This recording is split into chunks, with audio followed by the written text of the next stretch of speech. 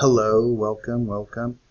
I'm going to show you just how to assemble the files for this project. So this is 4 photos of one subject, all into Photoshop, and then I'll show you just a couple quick tweaks that you could do if you wanted to. So first thing you need to do is make a document in Photoshop that's the right size. So it says right here it's 24 inches wide by 16 inches tall at 300 pixels per inch. So I'm going to go to Photoshop, hit New File, and then, oh wow, it's already made. No, it's because I already did this. But 24 inches by 16 at 300 pixels per inch. So 24, 16, 300. You don't have to worry about any of this. You click Create, and it makes an empty document here for you. Kind of default, it should look something like this, your toolbar and stuff.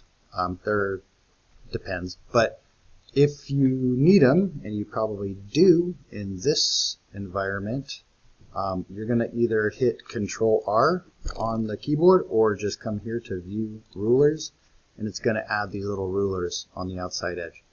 Those are going to help us make the grid. So once you have the rulers up, either going Control R or View Add Rulers, you can click and drag out the guideline. Now these guidelines don't print or anything, they're just part of the document for you to reference. But I'm going to drag this one down to 8 because that's half of 16, and then drag out from the side to 12, and that's half of 24. So those are my 4 boxes for my images to go into. The assignment wants you to put all 4 of them into one, so that's the next step. There's a couple ways to get files into Photoshop. I'm going to show you one way right now, and that's essentially just dragging them in. So I have my folder right here with my 4 pics of one subject. Here's the 4 photos that I have. I'm going to drag them in one by one. So I drag it in, and it just drops it in there. It actually zoomed in here. Let's zoom out. Not that hard. Okay. So now I have this image here. It's a smart image, but it doesn't really matter for this assignment. If I click like I just did, and now it's already in there, and it's obviously way too big, there's a couple ways to scale it. Okay, could do that.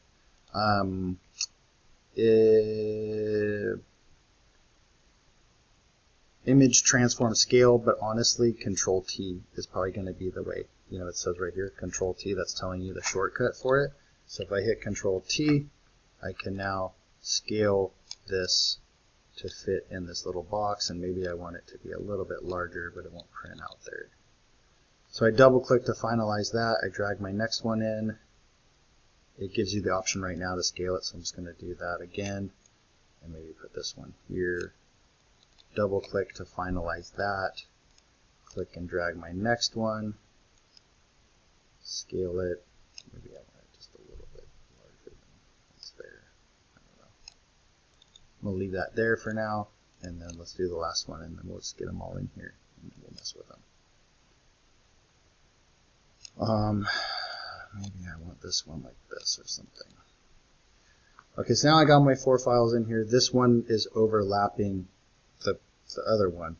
I can show you how to fix that really quick. So essentially that's this layer on my layers palette, and all I really have to do is click and hold and drag it, and now it's behind that other layer. I actually didn't cut the layer up or anything, but I just like made the other one in front of it. If I want to tweak one of these, there's a couple different ways I can do that, but for this first foray into it, I'm going to make sure I'm on the layer I want to tweak, which is this one. I want to mess with that one first. All I'm going to do right now is go to Image, Adjustments, Levels. So this is your darkest darks and your lightest lights, and you can kind of like modify your picture a little bit, you know, what people would think of as like contrast, but also this has a little bit more variance in it. I'm going to do that, and right now you might think, oh, that looks so weird. My plan here is to go back, Image, Adjustments, Hue, Saturation, and I'm actually going to take all the color out of that picture by turning saturation all the way down. And that way this one feels more like a high contrast black and white image, minimalistic I guess. That's all I'm going to do on that layer. And let's just say, which one is this one? Okay, that's that one. That's the one I want to do. This one, I think I just want to adjust the levels a little bit to make it a little bit darker and make it feel more like what I was going for, which was like the light is coming out of the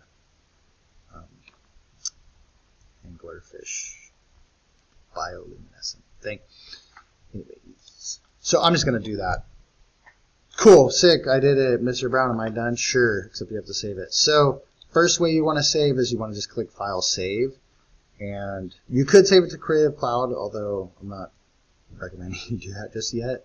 You could just click Save right here. Or you click on your computer. I made a folder for this, so I have my 4 photos in there, and now I have the Photoshop file, and then I also need to save a copy. And now I can change it to JPEG, and I could call it, 4 pics or whatever. And click Save, and read this if you want, but nobody does. And now I've got my 4-pic JPEG, my 4 original pictures, and then also the Photoshop file all in the same folder. You're actually only going to turn in this file, but yeah. That's the quick version of that. Thank you.